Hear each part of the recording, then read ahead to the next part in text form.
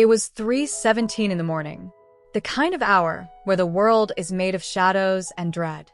My phone screamed into the silence, and my daughter's voice, raw with a panic I'd never heard before, said 8 words that would unravel my entire life.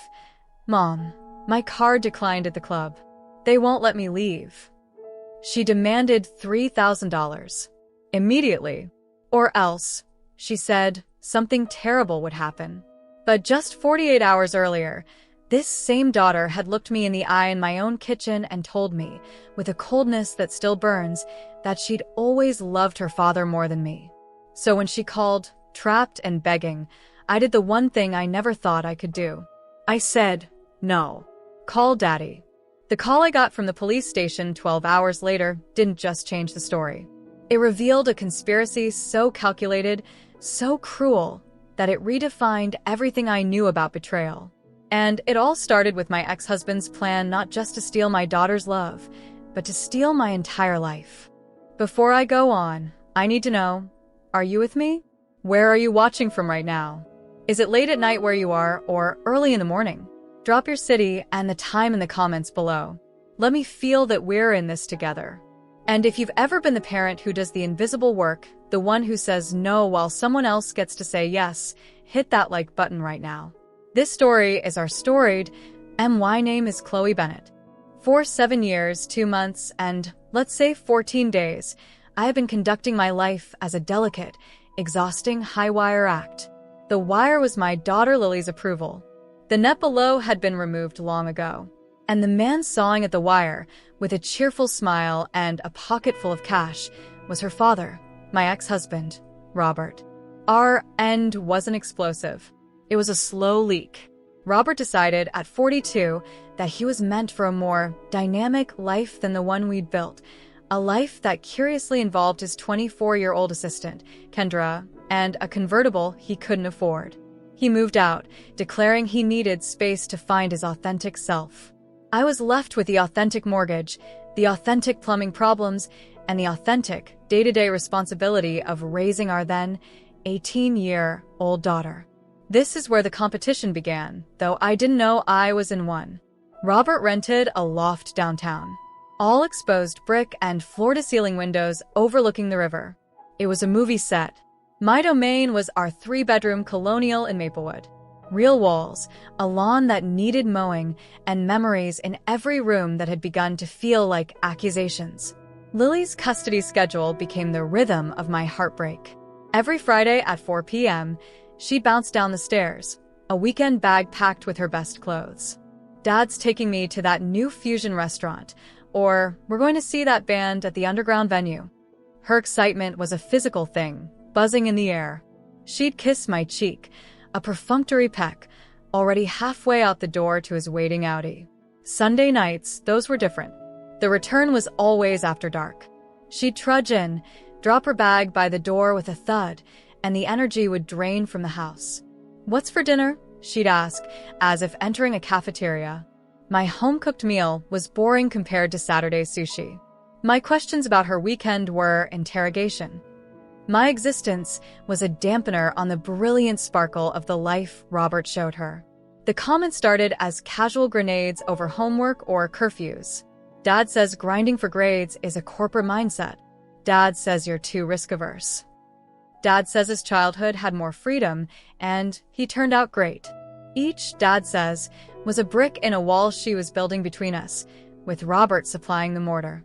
But the real damage wasn't the spoiling. It was the narrative. During their weekends, Robert, the master storyteller, would reframe our entire lives. My reasonable boundaries became control issues. My financial caution after the divorce was bitterness over his success. My concern about her future was a lack of faith in her genius. He would listen to her vent about me with this performative, solemn sympathy. "I know, kiddo," he'd sigh. "Your mother, she operates from fear. Always has. It's not her fault. It's just how she's wired." Then, he'd slide a couple $100 bills across the table. "Here. Get yourself something nice. Don't tell Mom. She'll just stress about the budget." He made her his confidant. He'd shared just enough about his dating life, his business deals, his philosophies on living free to make her feel like an insider, an adult. With me, she was still a child with rules. With him, she was a fellow rebel. He wasn't just buying her affection. He was recruiting her to his side in a silent war where I didn't even know I was the enemy. Meanwhile, I was doing the actual work of parenting, the invisible, thankless labor. Scheduling dentist appointments, meeting with school counselors, making sure the insurance was paid, sitting up with her when she had the flu, worrying in the dark about college costs, about her safety, about the woman she was becoming. I was the foundation of her life, and like all foundations, I was expected to be solid, silent, and unseen, while Robert built the glittering, exciting structure on top. The crack became a canyon on a perfectly ordinary Tuesday. I'd just finished a 12-hour shift at St. Vincent's Hospital. My feet ached, my back was a knot of tension, and all I wanted was quiet. I walked into a kitchen that looked like a culinary bomb had gone off. Every pot I owned was dirty. The expensive, organic ingredients I'd meticulously prepped for the week's meals, the wild-caught salmon, the heirloom vegetables, the artisan grains, were gone. In their place was one plate, scraped clean, and Lily scrolling on her phone at the table. "Lily, what is all this?" "Oh, I was hungry. I made that turmeric salmon bowl from that food blog." "You used all of it?" "That was for the whole week." She finally glanced up, a flicker of annoyance crossing her face. It was Robert's expression. "I was hungry, Mom. It's just food. Dad's taking me to the farmer's market on Saturday. I'll replace it." Something in me, worn thin to a single, fraying thread, snapped. "With what, Lily? With the money he might give you?" "Well, I have to figure out how to feed us for the next 4 days on what's left in the pantry." "God, why do you have to make everything so dramatic?" she shot back, standing up. "It's a few groceries. You act like I robbed a bank. It's not about the groceries." I heard my voice rising, choked with 7 years of swallowed frustration. "It's about respect. It's about you being 25 years old, living in this house rent-free, bill-free, while treating it and me like a convenience you can't wait to get away from. A $50 contribution isn't dramatic, it's adult." The word adult seemed to trigger her. Her face hardened, that beautiful face I used to kiss 100 times a day. "You want to know what's adult?" she hissed, her voice low and venomous. "Recognizing who actually supports you. Dad believes in me. He supports my dreams. You just see me as a burden. A bill to pay. A problem to manage." The words were knives. "That is not true, Lily. I love you. Loving you means wanting you to be able to stand on your own feet." The silence in the house after Lily left was not mere absence of sound. It was a presence. It was the ghost of every slammed door, every bitter word, and it filled the space where her energy had been. For 48 hours, I moved through rooms like a museum curator of my own failure. I replayed our argument on a continuous, punishing loop. Had my tone been too sharp? Had I, in my exhaustion, become the caricature she and Robert had painted? The nag, the scold, the joyless accountant of affection? The guilt was a cold stone in my stomach, but beneath it, a harder bedrock of truth remained. She was 25. She had spoken a cruelty designed to maim. And she had chosen to leave. I didn't reach out. This, I told myself, was the tough love I'd been too afraid to administer. Let her experience the unedited version of Robert's world, without me as a contrast or a safety net. The fantasy, I hoped, would fray at the edges without my reality to hold it up. Then, at 3:17 a.m., the fantasy exploded into my bedroom. The shriek of my phone was a physical violation of the night. In that disorienting second between sleep and wakefulness, primal fear took over. Only catastrophe lives in the hour before dawn. I grabbed the phone, my heart a frantic bird against my ribs. Mom? Oh my God, Mom. You have to help me. Lily's voice was a raw, sobbing scrape. It wasn't crying. It was the sound of pure, undiluted terror. It bypassed all reason and went straight to the animal core of motherhood. My body flooded with adrenaline, my fingers gripping the phone so tightly the plastic creaked. "Lily, what's wrong? Are you hurt? Are you safe?" My own voice was high, tight with panic. "I'm at this club, this private club downtown, and my card was declined, and they're saying I have a tab, and they won't let me leave." The words tumbled out in a breathless, hysterical rush. "I need $3,000, Mom. Right now. You have to wire it or Venmo it or something now, or they're going to call the police. They're saying I committed fraud." The specifics were a blur, but the stakes were crystal. Trapped, threatened, police. The amount, $3,000, was repeated like a desperate mantra. $3,000. $3,000. "Slow down, baby, just breathe. Tell me the address." I will get in the car right now, and I will come get you.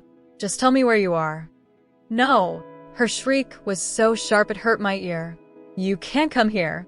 They said cash only. Straight cash. No personal checks, no cards that might decline again. Just cash. $3,000. Mom, please, I'm so scared. There are these guys here, they're being really aggressive about it. They took my phone, I'm borrowing one. They're just standing there." A sliver of dissonance pierced the maternal fog. They're being really aggressive about it. The phrasing. It was oddly generic, like dialogue from a low-budget thriller. And in the chaotic background of the call, I strained to decode the sounds.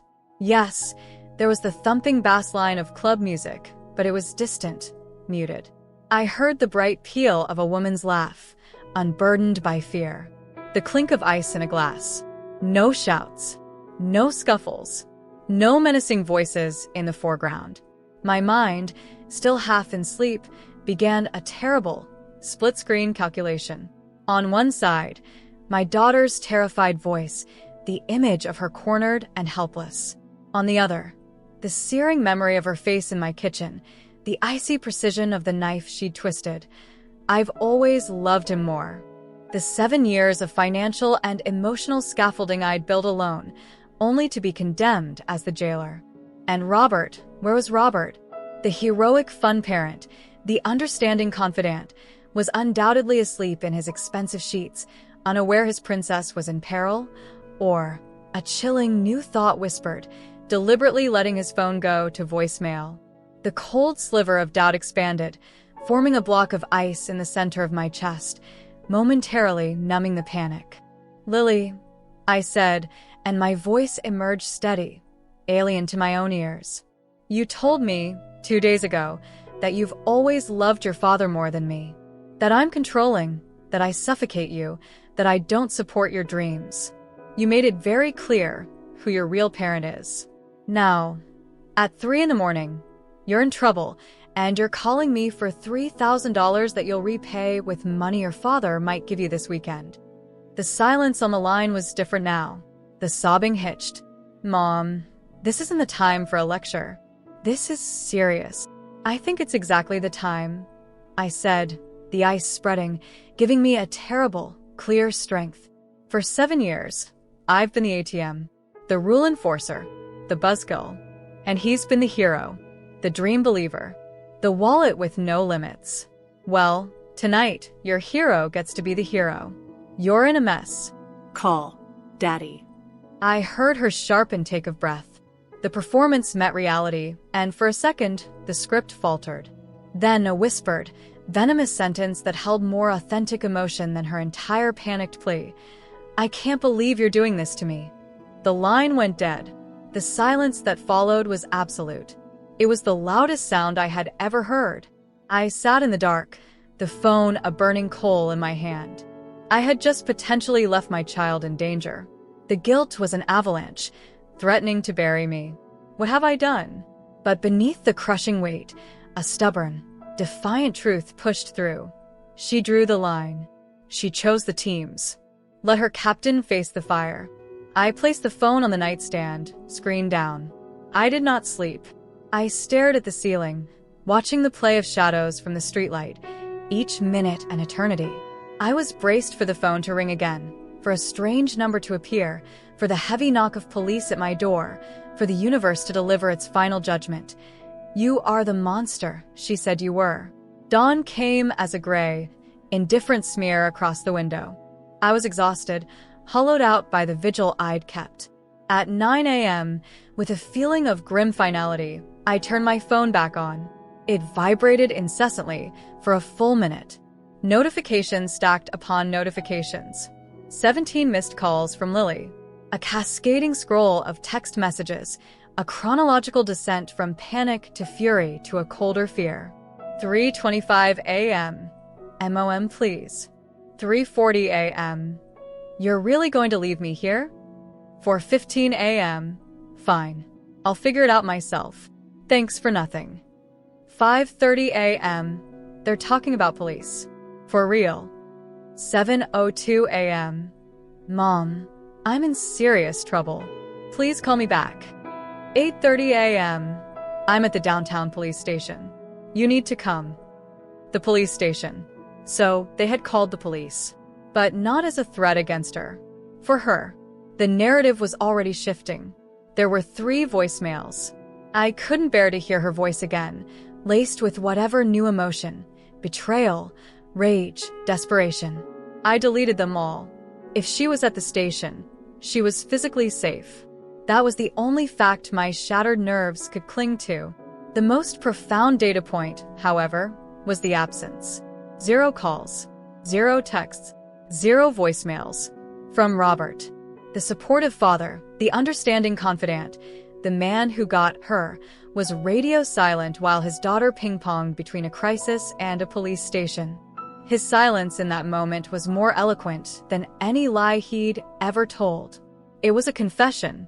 I was in the kitchen, trying to force down a piece of toast that tasted like ashes when the call came. A blocked number. The official sound of it made my stomach clench. Mrs. Chloe Bennett? Yes, speaking. This is Sergeant Alvarez with the Downtown Central Police Department.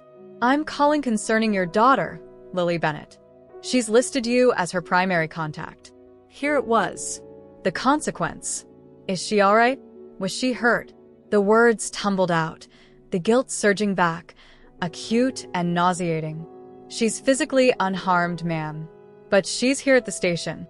She was involved in an incident last night at a venue called The Vault. Do you know it? No. She said it was a club. It's a private gaming establishment, ma'am, he said, his tone carefully neutral. An illegal, high-stakes poker ring. She incurred a significant debt she was unable to settle. The management filed a complaint for fraud.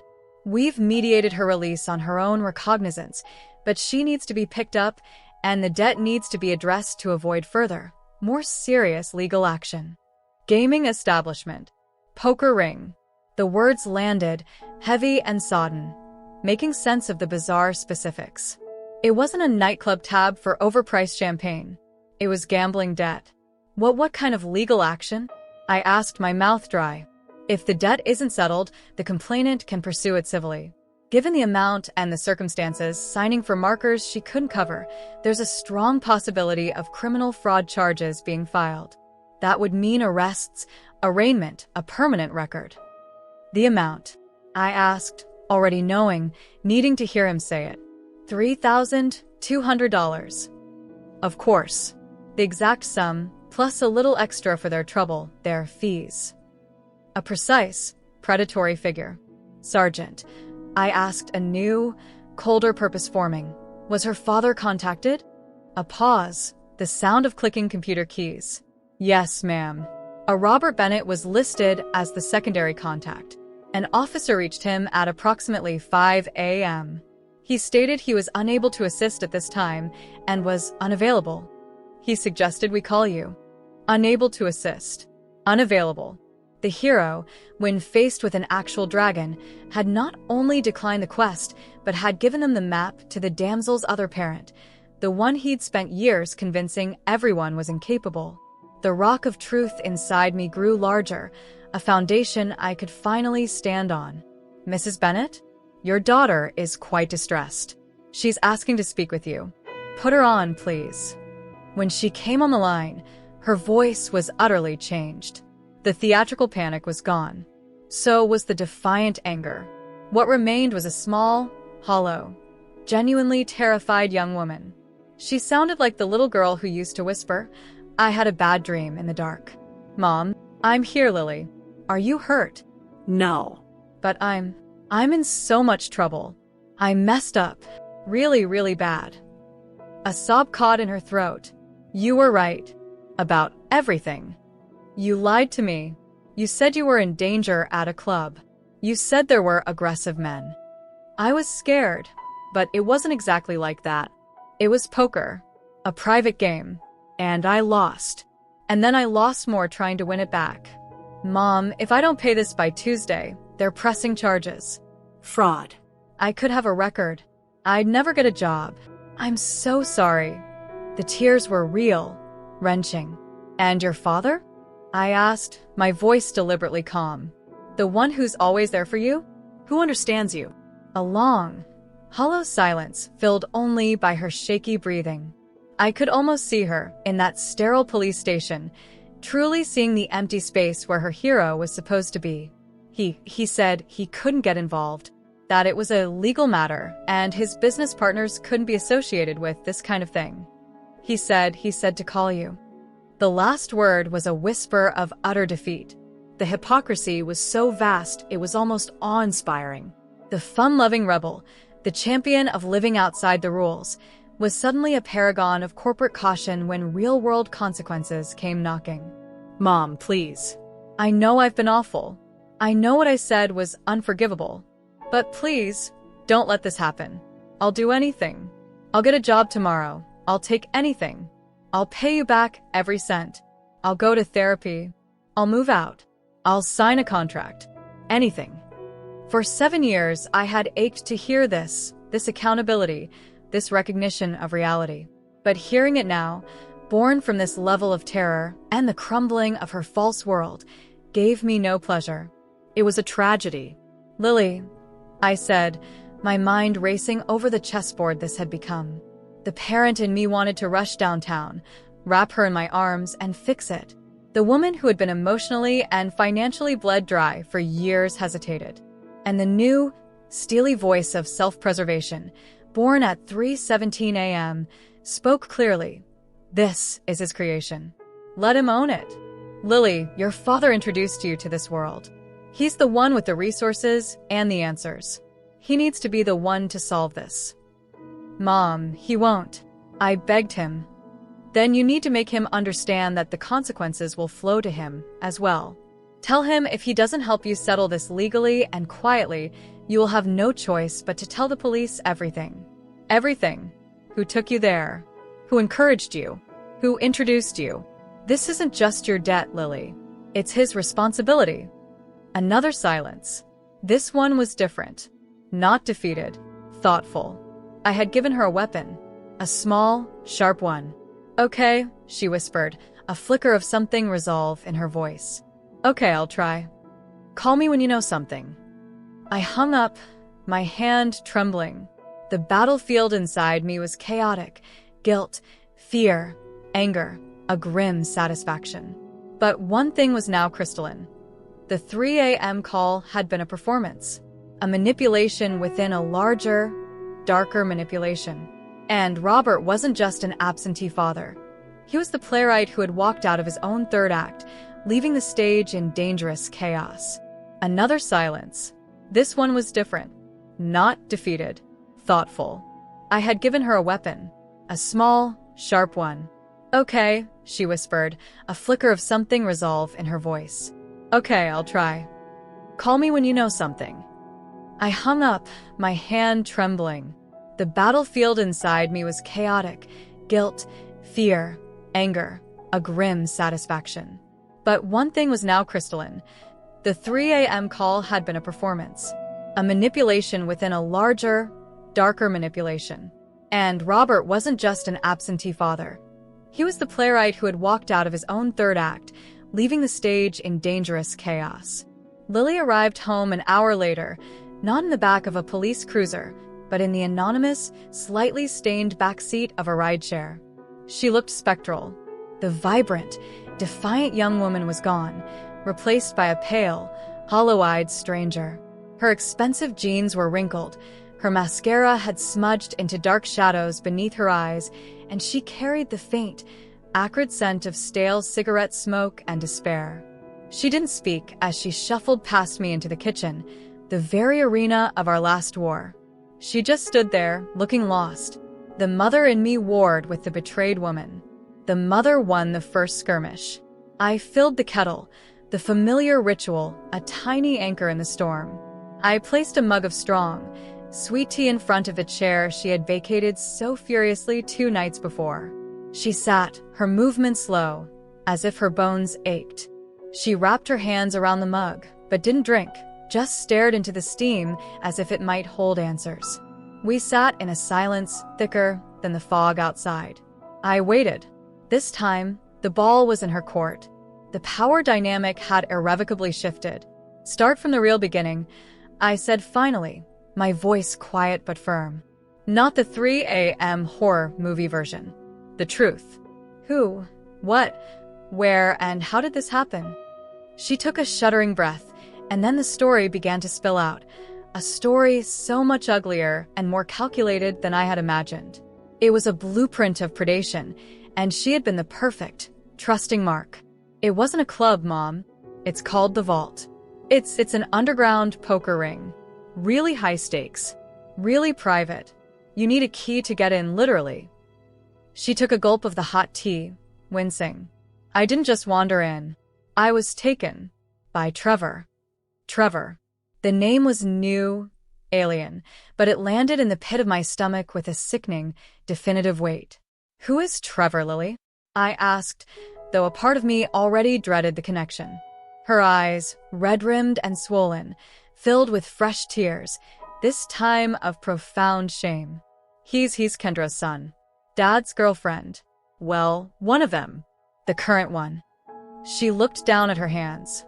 Dad introduced us. About 2, maybe 3 months ago. He brought him to dinner. Said Trevor was a young entrepreneur, that he moved in interesting circles, that we should connect since we were both creative souls figuring out our paths. She mimicked Robert's smooth, persuasive tone with an accuracy that was chilling. The pieces, jagged and dark, began to click into a horrifying mosaic. My ex-husband hadn't just neglected our daughter. He had deliberately placed her in the path of a predator. Go on, I said, my voice barely a whisper. Trevor was different. Glamorous. He talked about knowing art collectors in Miami, venture capitalists in Silicon Valley. He wore this watch that cost more than a car. He said places like the Vault weren't about gambling. They were about networking at the highest level. That real opportunities weren't found on LinkedIn, but at green felt tables where you could see how people handled pressure. She wrapped her hands tighter around the mug. He took me there for the first time maybe 3 weeks ago. It was in the back of a seemingly normal bar. Felt exclusive. Dangerous in a cool way. He loaned me $500 to play. Said it was seed money, so I could get a feel for the room.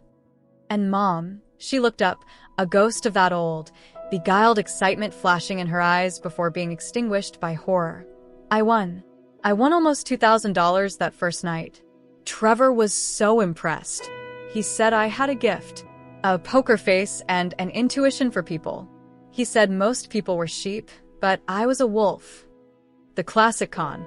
The hook, baited with flattery and easy money, set with precision. And last night, I prompted, the ice from earlier, now a glacier in my veins. He texted me, said there was a special game. Bigger players from out of town. Real money. A real opportunity. He insisted. Said he'd vouch for me. He loaned me another $500 to start. Her voice dropped to a haunted monotone. I was winning again at first. Not as much, but steady. Feeling invincible. Like I belonged there. Then, after a break, new players sat down at the table. Older guys. Quiet. They changed the stakes. The blinds doubled. I should have walked away, but Trevor was right behind me, his hand on my shoulder, whispering, "You've got this. They're trying to scare you off. Double down. Trust your gut." She shuddered, a full-body spasm of revulsion. One hand, I went all in on what I was sure was a winning flush. The man across from me, he had a full house. I never saw it coming. I lost everything. I was stunned. Trevor said, "Bad beat. It happens. You can win it back." He convinced the house to extend me credit. Markers. I kept playing. I was desperate, dizzy. It all blurred together. And then the man running the game, not playing, just watching, came over. He was very calm. He said I owed $3,200. Trevor, he patted my back, said he was going to make a call and sort this out. He walked toward the back, and he never came back. They took my phone, my ID. They put me in a small, windowless office with one of the quiet guys. He didn't say a word, just stared. That's when they gave me a phone and told me to call someone who could wire the money. I called Dad first. It went straight to voicemail. 3 times. So, I called you. The calculated, step-by-step cruelty of it stole the air from the room. It wasn't misfortune. It was a manufactured disaster. A trap sprung with psychological expertise. And Robert had not just opened the door to the trap, he had gently pushed her through it. "Lily," I said, forcing my voice to remain level, though inside I was screaming. "I need you to think very carefully. Over the past year, has your father ever asked you specific questions about me? Not just complaining about me, but asking about my job, my stress levels, my health? About money, the house, my routines?" The questions seemed to pull her from the memory of the vault. She frowned, her brow furrowing in concentration. The process of thinking, of piecing together a different pattern, was visibly painful. "Yeah," she said slowly. "All the time. He'd say he was worried about you being alone in that big house, about the burden of the mortgage. He'd ask if you seemed more forgetful lately, if you'd been repeating stories, if you seemed anxious or paranoid. He asked a lot about money. If you complained about bills, if you talked about selling the house or dipping into retirement." Her eyes widened, the new pattern beginning to superimpose itself over the old. "Once, about 6 months ago, I was over at his place complaining about how you were on my case about getting a job. He was so sympathetic. Then he said, if your mom is that stressed about money, she might be hiding how bad it really is. There was a letter from the bank on her desk last week. Did it look serious?" He asked me to go home and text him a picture of it. He said he just wanted to look out for us, to know what we were dealing with. The glacial flow in my veins turned to a river of ice. I stood up, my movement stiff, and walked to my small home office. Lily followed, a silent, confused shadow. I pulled open the bottom drawer of the filing cabinet, the one with the green hanging folders that held the dry, honest architecture of my solitary, responsible life. I laid them out on the desk under the harsh glow of the task lamp, one by one, like exhibits in a trial. College tuition and fee statements from State University, a total of $118,734. Paid from account, Chloe Bennett, SCPIRA, withdrawal/savings account. Mortgage statements, lender, Federal Trust. Borrower, Chloe Bennett. Medical bills from her appendix surgery 2 years ago. Insured, Chloe Bennett's plan. Patient responsibility paid by Chloe Bennett. Car insurance premiums, utility bills, property tax forms. All in my name. All paid from my accounts. A 7-year ledger of solitary responsibility. "Find his name, Lily," I said, my voice tight with a grief that was beyond tears. "Find one single payment. One line of credit. One canceled check from Robert Bennett. One document that shows he contributed $1 to your education, your health, or the roof over your head since the day he walked out that door." She approached the desk as if the papers were radioactive. Slowly, she picked up the tuition statement. Her eyes scanned the columns of fees, the payment history. She flipped through the mortgage coupons. She traced a line on the medical bill with a trembling finger. Her search grew more frantic, pages rustling, but the result was the same.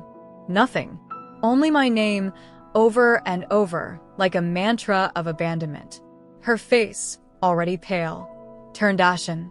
But he always said he told me he was helping. He said he was handling things on the back end for tax reasons. That he was putting money into a trust for me. He was handling a narrative, Lily, not a bill. My anger was a clean, sharp thing now. I pulled out a separate, thinner folder, my own personal budget spreadsheet, tracking the slow, steady drain over the last 3 years since she'd graduated and moved back home. I pointed to a highlighted column. You see this? Lily support. Food, the 40% increase in utilities, your phone bill, your car insurance, the loans for your portfolio website, your art supplies, the emergency cash when you were broke before Dad's next fun weekend. That averages over $1,200 a month. Your father's financial contributions? Let's be generous. The occasional dinner at a nice restaurant. A shopping trip for a designer jacket twice a year. I estimate his total annual financial input at under $400. He didn't support you, Lily. He subsidized your loyalty. He paid just enough to keep you believing he was the generous one, while I paid for the actual cost of your life. She sank into the office chair as if her legs had given out. She stared at the evidence of her existence, the life I had funded, the future I had worried over, as if seeing it for the first time. The foundation, ugly and concrete and absolutely essential, had been there all along, buried under the glittering facade Robert had built. He used me, she whispered, the words not a question but a horrifying, dawning certainty. All those questions, the photo. He wasn't worried about us. He was gathering intelligence. He used me to get to you. She looked up at me, her eyes pools of devastation. The gambling, that was for you too, wasn't it? To break you. In that moment, my daughter vanished, and in her place was the heartbroken child she'd never been allowed to be. The manipulated pawn realizing the scope of the game. We were no longer mother and estranged daughter. We were co-victims of the same master manipulator. The war between us was over. A colder, darker war had just begun. The phone rang, shattering the heavy silence. Robert. The caller ID seemed to pulse with malevolent energy. I answered, my thumb hitting the speakerphone button. I motioned sharply for Lily to stay silent, to listen. Chloe. His voice was a blend of smooth concern and subtle impatience. We need to talk. About Lily's predicament. Indeed we do, I replied, my voice unnaturally calm. She's right here. She's told me everything, Robert. About Trevor. About the vault. About you introducing them. There was a beat of silence on the line, the sound of a master manipulator recalculating. Then the mask subtly shifted. Chloe, Trevor is from a very good family. Kendra's family has substantial real estate holdings. Lily has a tendency to misinterpret social situations. She's always been dramatic, you know that. Misinterpret. I let a bite of steel enter my tone. Robert, she is sitting in my kitchen facing potential felony fraud charges because of this social situation. And when the police called you, your response was to declare yourself unavailable. I couldn't get involved in something blatantly illegal, he retorted, his voice taking on a righteous edge. I have a reputation to uphold. Clients, partners. My business would be jeopardized. More important than your daughter's future? Lily burst out, unable to contain herself any longer, her voice raw with betrayal. Lily? Sweetheart, listen. His tone switched instantly to patronizing placation. You need to understand, the adult world has complexities, responsibilities, that you can't grasp right now. Your mother's reaction is exactly why. And oh, she shouted, tears of fury now. Don't you dare. You told me my whole life to call you if I ever really needed you. I needed you last night. And you told the police to call Mom. You threw me to her. Because your mother creates these situations with her constant pressure. Her anxiety about money is pathological. If she hadn't made you feel so stifled, so judged for every dollar, you wouldn't have been out seeking excitement in the wrong places. This is on her as much as you. The projection was breathtaking. The blame, a perfect, dizzying boomerang. He was reframing his own predatory negligence as my fault. The gaslighting was so practiced it was almost artistic. Meet me, I said, cutting through his soliloquy. The coffee shop on 5th. The one we used to go to. 1 hour. We end this today. I hung up before he could formulate a refusal. The old Chloe would have worried about his reaction, would have softened the demand. The new Chloe didn't care. I went to that meeting armed, not with weapons, but with witnesses and evidence. My younger sister, Dana, a sharp-eyed former paralegal, was already positioned 2 tables away, her phone angled discreetly, recording. And Lily, though I'd begged her to stay home, to spare herself, had insisted. "I need to hear it," she'd said, her jaw set in a new, firm line. She waited in my parked car across the street, the live audio from Dana's phone streaming to her earbuds. She needed to hear the unfiltered truth from the man she'd idolized. Robert arrived precisely on time, the picture of beleaguered, handsome reason. He gave me a once-over as he Saturday, "Chloe, you're looking tired. This stress isn't good for you. You really need to take better care of yourself." The opening gambit, concern trolling, positioning me as the unstable one. Let's skip the faux concern, Robert. It's stale. What is your specific, actionable plan for resolving Lily's legal jeopardy? The clock is ticking toward fraud charges. He sighed, a masterful performance of weary responsibility. "Chloe, sometimes people need to face the natural consequences of their choices. It's a hard lesson, but a necessary one. We've both enabled her too long. Bailing her out again won't teach her responsibility." Again, I leaned forward, my eyes locked on his. "When have you ever bailed her out, Robert? When have you ever paid a bill, faced a principal, or sat in a waiting room for her? I have 7 years of bank statements. They tell a very clear story. You contributed nothing but criticism of me and weekend entertainment. Your support was a fiction you sold her." His eyes narrowed, the charming mask finally cracking at the edges to show the irritation beneath. "You've always been obsessed with money, turning every relationship, every interaction, into a transaction. It's pathological.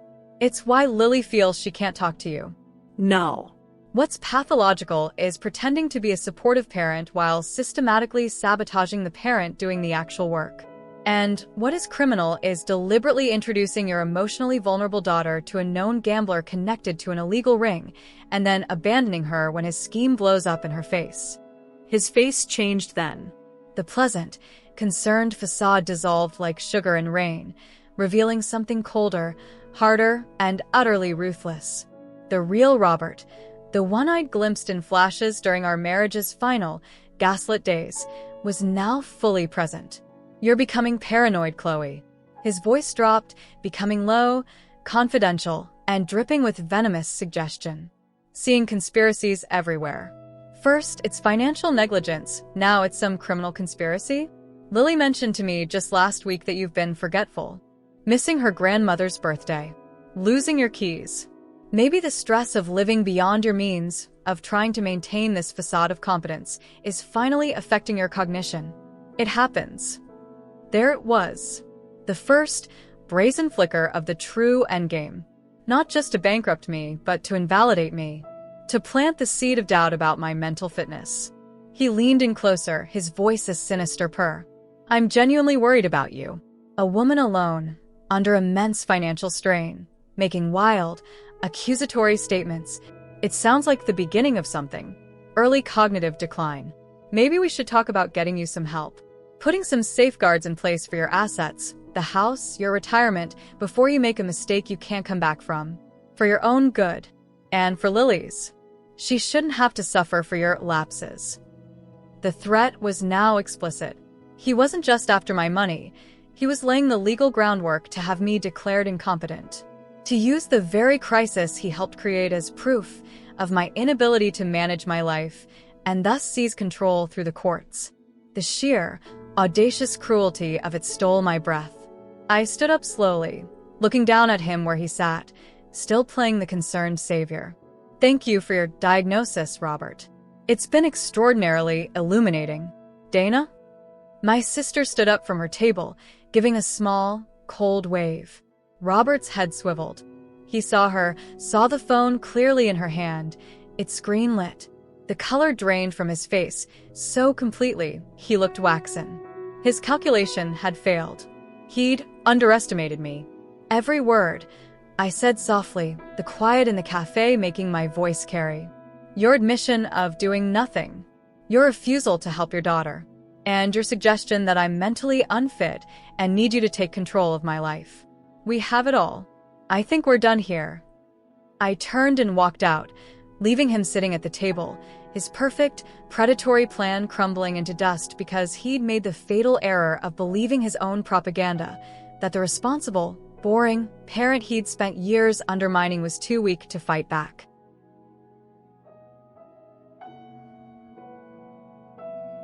The drive home was conducted in a thick, vibrating silence. The air in the car felt charged with the aftershocks of what we'd heard. The click of the turn signal, the hum of the tires, all mundane sounds amplified by the monumental shift that had just occurred. Lily, in the passenger seat, was no longer crying. She sat perfectly still, staring out the window at the blur of suburban streets, but I could see her reflection in the glass. Her face was a mask of stunned devastation, being slowly chiseled away by a rising, white-hot fury. He wants to have you declared incompetent, she finally said, her voice flat, hollowed out by the revelation. He wants to take everything. The house. Your money. Everything. And he used me like a tool to do it. The weight of that unwitting complicity settled over her, a mantle of lead. She had been the spy, the informant, the Trojan horse. We were adrift in a sea of betrayal, but we couldn't afford to drown in the shock. We had to navigate toward the hard, sharp rocks of truth, no matter how they might cut us. We can't process this alone, I said, my own voice sounding strangely detached. We need a lawyer, not the one from the divorce. Someone who understands this. Fraud. Coercion. Elder law. The term elder law felt alien applied to me, but it was the legal arena Robert had chosen for his battlefield. We spent the evening in a grim, focused silence, researching on our laptops at the kitchen table. The search terms were chilling: undue influence, financial exploitation by family member, guardianship fraud. Each article, each legal blog post, seemed to hold up a mirror to our situation, revealing the textbook nature of Robert's playbook. It was during this search that Lily went pale. The document, she whispered, more to herself than to me. She pushed back from the table and disappeared upstairs. I heard the sounds of drawers opening and closing, the rustle of old papers. She returned minutes later, clutching a single sheet of paper as if it were contaminated. It was slightly crumpled, with a coffee ring stain in one corner. This, she said, placing it on the table between us. The one I signed at Dad's loft. He said it was for his new health insurance policy, to list me as a secondary contact in case of an emergency. He made it seem like a formality. He had it sitting out with his mail. It was from Family First Advocacy and Elder Care Consultants. The heading was benign, corporate, but the content was a cold, legalistic trap. It was titled Preliminary Cognitive and Financial Capacity Assessment, Witness Questionnaire. The language was dense, but the intent was horrifyingly clear. It asked the witness, Lily, to document any observed behaviors in the subject, blank but clearly me, such as increased forgetfulness, e.g., missing appointments, repeating stories, difficulty managing routine finances, e.g., paying bills late, expressing unusual anxiety about money, signs of paranoia or distrust, e.g., unfounded accusations, social withdrawal. Poor judgment in decision-making, e.g., making large, impulsive purchases, falling for scams. And there, at the bottom, was her signature. Loopy, confident. Dated 3 months prior. Next to a line that read, I affirm that the information provided is true and accurate to the best of my knowledge, and I have concerns for the subject's welfare and financial security. My blood didn't run cold. It seemed to freeze solid in my veins, crystallizing into a sharp, painful lattice in my chest. This wasn't just off-the-cuff gaslighting over coffee. This was a premeditated, paper-trail lie. He wasn't just planting seeds of doubt. He was cultivating a field of false evidence, using our daughter's hand to sow it. He was building a legal case. He had me testify against you. Lily breathed, the full horror dawning. Before anything even happened, He was preparing.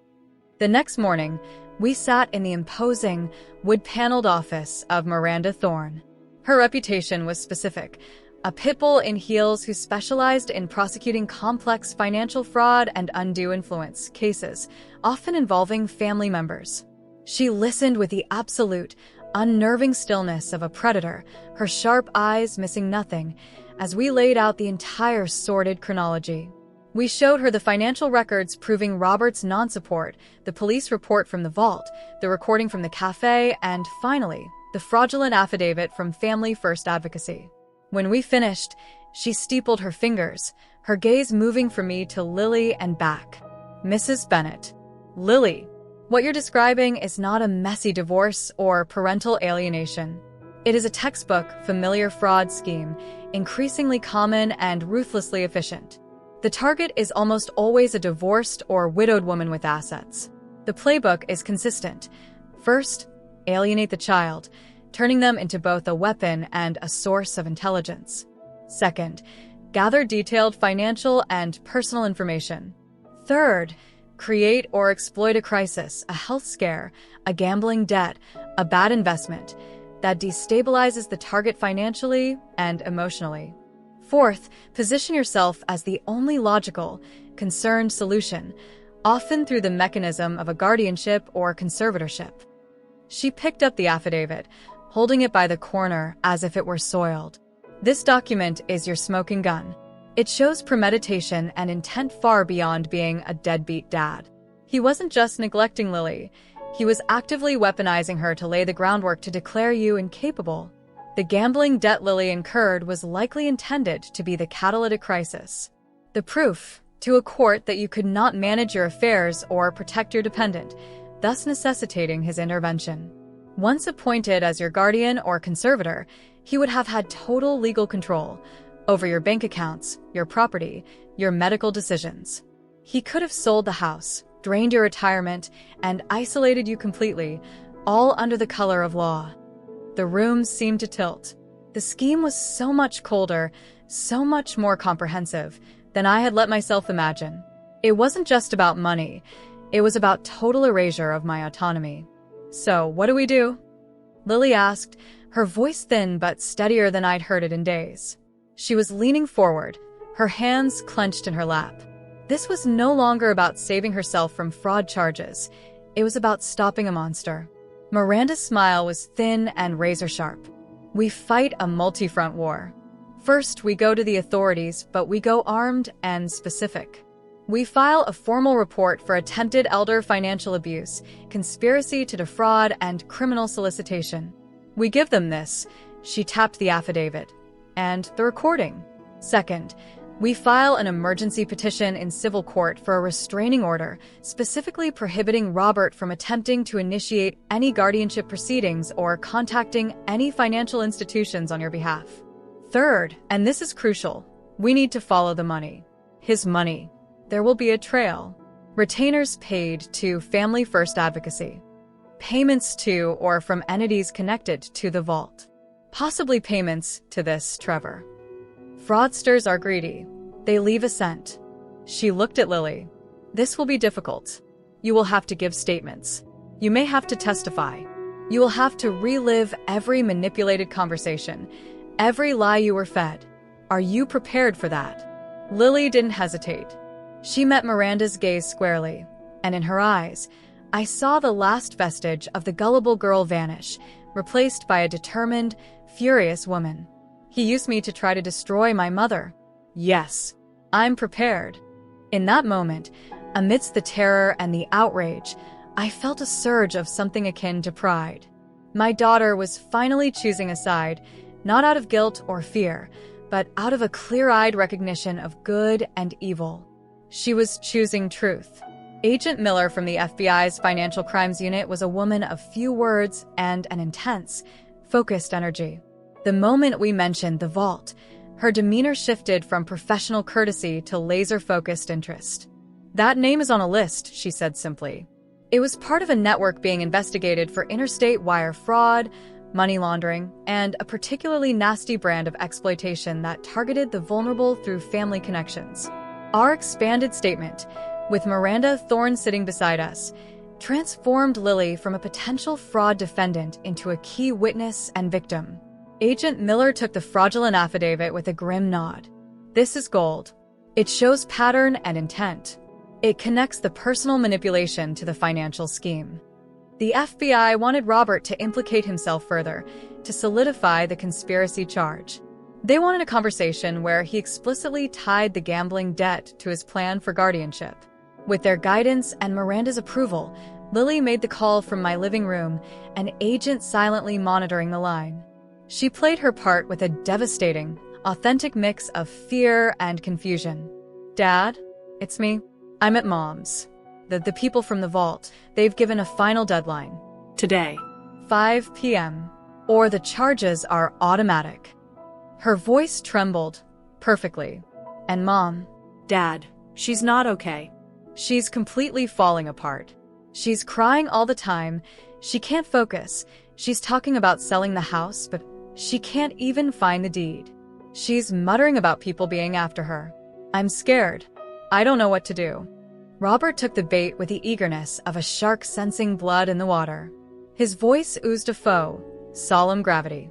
"Lily's sweetheart, listen to me. This is exactly what I was afraid of. This crisis has pushed her over an edge we both saw coming. She is unraveling. She cannot handle this. You need to let me step in." "There's a legal procedure for this, to protect her and you. I have the papers ready to go. All I need is for her to sign a temporary power of attorney. Once I have the authority, I can make this debt disappear, secure the assets, and we can get her the psychological help she clearly needs. We'll protect your inheritance, your future." He emailed the documents within 10 minutes. They arrived in my inbox with a quiet ping that sounded like a death knell. They were horrifyingly comprehensive. A durable power of attorney granting him control over all financial matters, an advance healthcare directive naming him as sole agent, and a draft ex parte petition for appointment of temporary guardian and conservator filed in county court.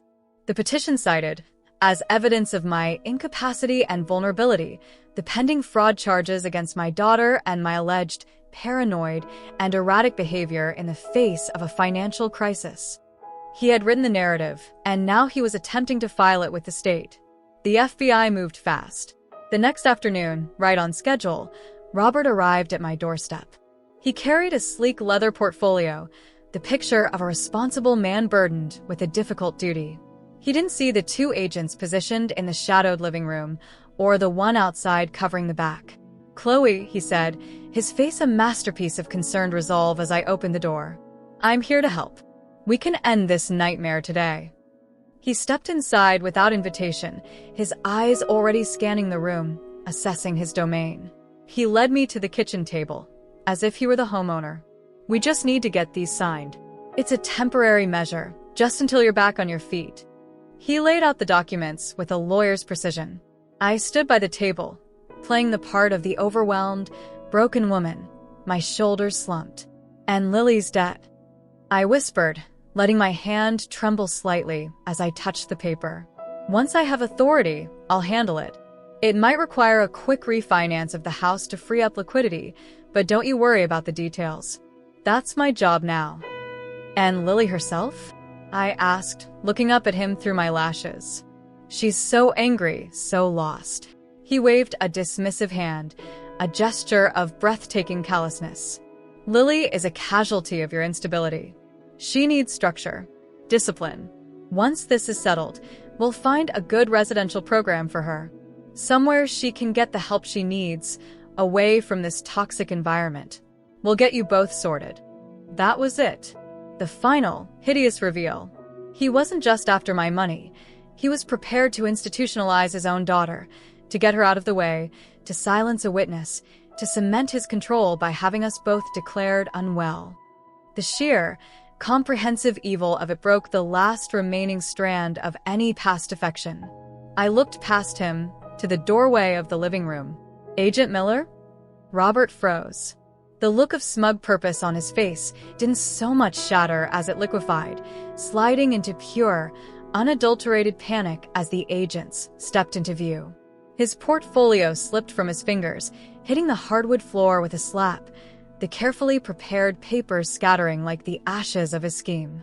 "Robert Bennett," Agent Miller said, her voice flat and official, "you are under arrest for conspiracy to commit wire fraud, attempted elder financial abuse, and criminal solicitation. You have the right to remain silent." As they read him his rights and cuffed his hands behind his back, he stared at me, not with remorse or even fear of prison, but with a look of pure, incandescent hatred, as if I had ruined something magnificent he had built. "You stupid, petty woman," he spat, his voice a guttural snarl, all pretense gone. "You just ruined everything. That money was for us. For a real life." His us didn't include me or Lily. It was him and his partners in crime.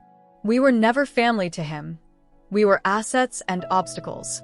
As they let him out, the facade of the charming, successful father was gone forever, leaving only the small, greedy, vicious man shivering in the afternoon sun. The weeks and months that followed were a surreal blur of legal proceedings, painful revelations, and slow, grueling reconstruction. The headlines were a private humiliation played out publicly. Local businessman arrested in elder fraud ring. Father used daughter in plot against ex-wife, feds say. Robert, facing a mountain of evidence and the prospect of even more severe charges related to the broader fraud ring, took a plea deal. In exchange for testifying against the organizers of the Vault Network, he pleaded guilty to conspiracy and financial exploitation. His testimony in the federal case was where we learned the full, chilling scope. He hadn't just stumbled into this. He had been a spotter and facilitator for the ring for nearly 3 years. His role was to identify targets, primarily his ex-wives or the single, financially comfortable women he dated, and use his access and charm to gather intelligence, assess their assets, and soften them up. He received a finder's fee for each successful mark. Lily, he admitted coldly, was his most effective conduit to date. My house, my retirement accounts, my life insurance policy. These were the specific assets listed in the ring's internal notes, provided by Robert. The debt was never about the $3,200. It was about creating the catalytic crisis that would make a petition for guardianship seem urgent and justified. Lily was shattered, then furious, and then entered a phase of profound, quiet grief, not for the father she lost, but for the father she never had. The therapy she'd promised became a lifeline. She found a therapist specializing in trauma from narcissistic abuse and family betrayal. She went, sometimes twice a week, and slowly began to untangle the twisted narratives she'd lived by. The job she swore she'd get wasn't a punishment. She answered an ad for an assistant at a local community arts center. It was modest work, scheduling, organizing supplies, manning the front desk, but she thrived. She started helping with a Saturday art class for kids, and the director noticed her natural, patient way with them. Within months, she was leading her own class. She discovered a purpose that wasn't about being anyone's muse, pawn, or prodigy. It was about giving, about creating a safe space. She paid a real, modest rent to me, and the pride she took in handing me that envelope each month was a beautiful, new thing to witness. We opened a joint bank account solely for household expenses, and she tracked her share with a meticulousness that was both touching and heartbreaking. The civil lawsuit and the restitution order from the criminal case meant I recovered a portion of the financial losses, the years of support Robert should have contributed, legal fees, and a symbolic amount for emotional distress. But the real wealth was intangible. The silence in my house was now peaceful, filled with the potential of my own thoughts, not the tense anticipation of Lily's disapproval. The eggshells were gone, swept away. Lily and I began to talk, not the stilted, careful conversations of the past few years, or the heated battles, but real talks, about her therapy breakthroughs, about my fears for the future, about the books we were reading, about the mundane beauty of a quiet evening. We were two women, both deeply wounded, learning each other anew. We were building a relationship not on obligation or manipulation, but on mutual respect, honesty, and the shared, scarred ground of survival. The sentencing hearing was held in a federal courtroom that smelled of old wood, anxiety, and lemon-scented polish. Lily and I sat side by side in the first row of the public gallery, our shoulders almost touching. Miranda Thorne sat with us. We were victim impact witnesses, but we had chosen not to give statements. Our presence was statement enough. Robert was let in, wearing a drab prison jumpsuit, his hands cuffed. He looked smaller, diminished, but his eyes still scanned the room with a restless, calculating energy. He did not look at us. The judge, a stern woman with silver hair and eyes that had seen every shade of human deceit, reviewed the case. She detailed the crimes not as dry legal statutes, but as a story of profound betrayal, the systematic manipulation of a daughter, the predatory targeting of an ex-spouse, the cold-hearted conspiracy that treated family bonds as tools for theft. She spoke of a fundamental breach of the fiduciary duty of care, even after divorce, and a predatory pattern that exploited the very heart of family trust. Robert was sentenced to 96 months, 8 years, in federal prison, followed by 3 years of supervised release. He was ordered to pay restitution in the amount of $847,000 to the various victims of the ring, a sum he would likely never fully repay. As the judge pronounced the sentence, his expression remained one of simmering resentment, as if he were the one who had been wronged. He showed no remorse. He was a man who, to the very end, believed he was smarter than the system and was merely suffering a temporary setback due to others' failures to play along. As they led him away, Lily's hand found mine. Her grip was tight, but not desperate. It was solid. We didn't feel triumph. We felt a profound, weary sadness for the man he could have been, for the family he chose to destroy, for the years lost to his lie. And beneath that sadness, a solid, unshakable sense of relief. The door was closed, locked. We were finally free. Outside the courthouse, in the stark afternoon light, Lily slipped her arm through mine. It was a simple, natural gesture that spoke volumes. "Mom," she said, her voice quiet but clear. "For what it's worth, which is everything, I'm so sorry. For all of it." I stopped and turned to her, placing my hands on her shoulders. I saw in her face the little girl, the angry teenager, and the strong, emerging woman, all superimposed. "Me too, baby," I whispered, my throat tight. "But we're here, we're free, and we get to write what happens next." This story is not just a tale of a bad ex-husband or a spoiled daughter who saw the light. It is a forensic examination of invisible labor, the labor of love, of consistency, of worry, of saying no when it's hard. It is about how that labor can be weaponized, how the one who does the heavy lifting can be painted as the villain by the one who only shows up for the photo op. It is a warning about charming narratives that erase hard truths and about the particular danger of those who speak of dreams, while others quietly pay the rent. Robert thought he was the author of our story. He thought he controlled the plot, the characters, the climax. He saw us as props in his narrative of entitlement and greed. But his fatal flaw was his contempt. He contemptuously believed the foundation was weak because it was silent. He didn't understand that real strength isn't loud. It's deep. It's the bedrock. In the end, Lily and I took back the pen.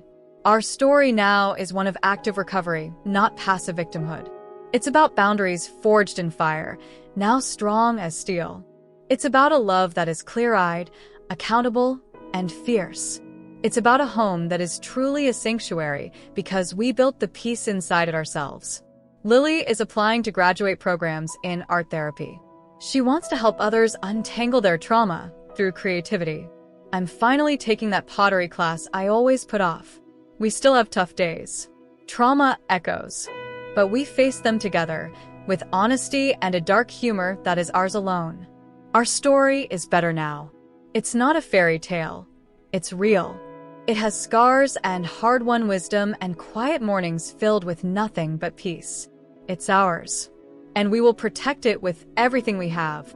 Your comments, your shared locations, your stories of solidarity, they've been a light in a very dark time. You reminded me that we are not alone. So tell me one last time, where in the world are you? Drop your city and country below. Let's create a map of resilience and support.